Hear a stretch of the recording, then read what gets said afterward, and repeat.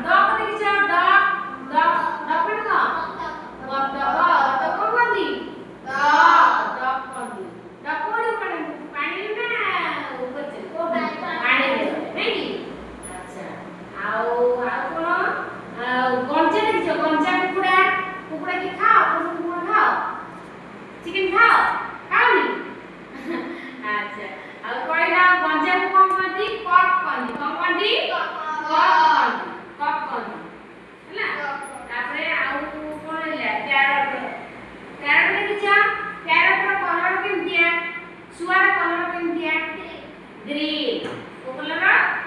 Green colour है ना।